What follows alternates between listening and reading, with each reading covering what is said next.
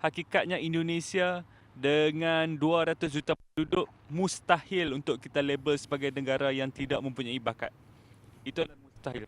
Tetapi terputusnya pembelajaran bola sepak daripada komuniti menjadi satu permasalahan yang sangat besar.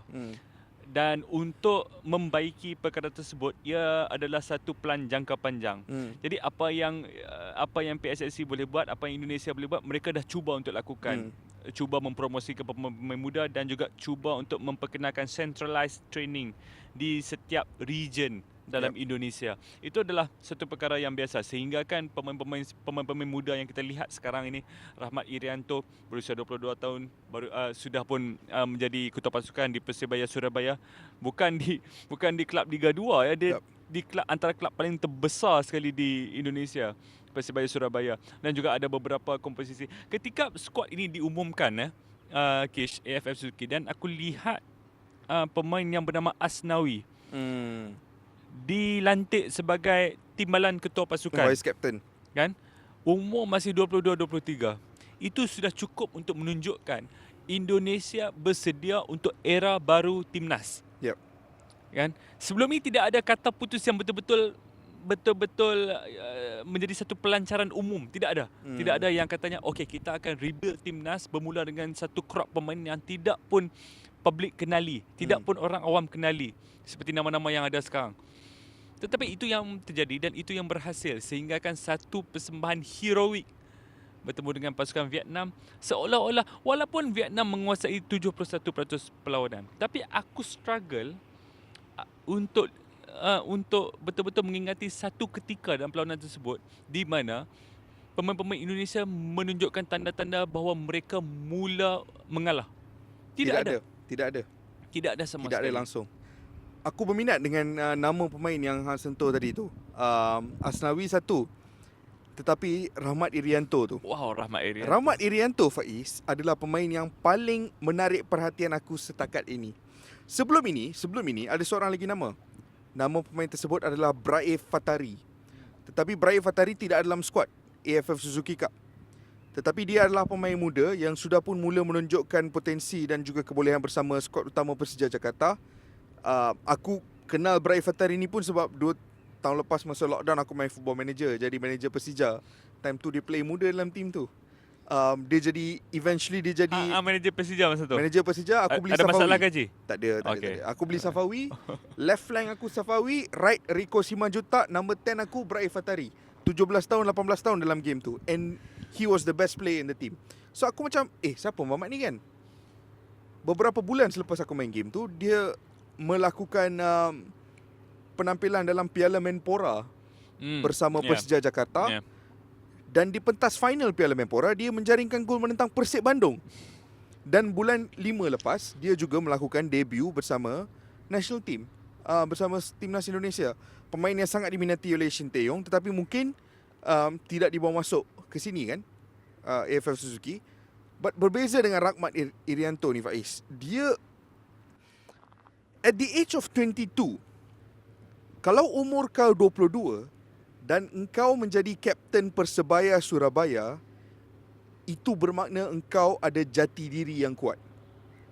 Persebaya Surabaya, aku dengan kau, we both know, Faiz, Persebaya Surabaya, Arema Indonesia, Arema Malang, Persija Jakarta, dan juga Persib Bandung. Ini adalah 4 kelab yang mungkin mempunyai following yang paling fanatik di Indonesia, yang membawa tekanan yang sungguh berat kepada setiap jurulatih dan setiap pemain, terutamanya yang menjadi kapten pasukan. Jadi kalau engkau 22 tahun dan engkau mula menggalas tanggungjawab selaku kapten Persebaya Surabaya, itu bermakna engkau ada karakter dan juga jati diri. Melihat kepada orang Surabaya, mereka mempunyai ciri khas mereka sebagai orang Surabaya. Salah satu ciri khas tersebut ialah mereka sangat bangga menjadi orang Surabaya, orang Jawa terutamanya di Surabaya kan. Mereka mempunyai cara percakapan tersendiri dan mereka terkenal sebagai orang-orang yang keras berjuang untuk memiliki sesuatu dalam kehidupan tu. Aku faham kenapa Bondowani, gelaran kepada penyokong-penyokong Persebaya Surabaya, sangat menyayangi dan menyanjungi Rahmat Irianto walaupun beliau masih lagi terlalu muda.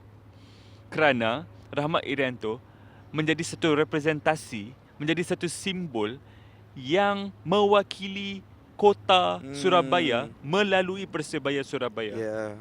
Itu adalah juga mungkin macam mana orang Kedah sangat sukakan Badrul Bahtiar, macam mana pada satu ketika orang Johor masih lagi sukakan Afiq Fazail kerana mereka berasa Afiq Fazail adalah orang Johor kan. Orang Kelantan sayang kepada Pia. Ini aku tahu kalau kita bercakap perkara-perkara macam ni akan ada komen-komen yang mengatakan buanglah sifat kenegerian. Ia bukan sifat kenegerian, tetapi ia apabila anda mewakili tempat Sifat kelahiran kemasyarakatan. anda, akan ada satu sense of belonging yang berbeza. Contoh dia macam ni, Kish. Hang daripada Perak, hang daripada Ipoh. The pride of you playing for Perak Berbeza. mungkin berbeza dengan pride hang bermain Betul. untuk Kelantan. Setuju. Walaupun hang kejayaan hang lebih banyak di Kelantan. Setuju. Itulah perkara biasa, bukan yang mengangkat Seperti seseorang individu yang beraksi untuk Sociedad kalau dia berasal daripada Basque region. Ya. Ataupun kau beraksi untuk Barcelona ataupun Espanyol sekiranya kau berasal daripada Catalonia. Ya. Kan semangatnya dan sense of belongingnya tu berbeza kan? Adakah Iago Aspas akan diraikan seperti mana dia diraikan sekarang kalau dia tak berasal daripada region yang sama dengan Celta Vigo? Exactly. Yeah. So aku setuju dengan kau. Rahmat Irianto bagi aku adalah pemain yang setakat ini pemain kegemaran aku. Selepas menonton 3 perlawanan Indonesia, I feel he's been the most consistent player amongst all players. Dan Rahmat Irianto ni juga ada satu kekentalan dalam diri dia yang akan mendatangkan masalah kepada Malaysia. In fact, aku dengan Hang, aku dah banyak cakap kat Hang, posisi yang aku paling risau untuk skuad Malaysia adalah defensive midfield. If there is one Indonesian player yang aku boleh tarik and letak dalam skuad Malaysia sekarang, it's probably Rahmat Irianto. Sebab itu yang kita tak ada.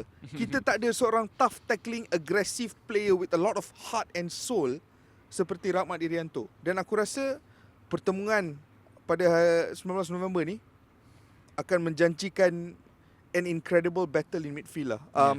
Rahmat Irianto is the one to watch bagi aku.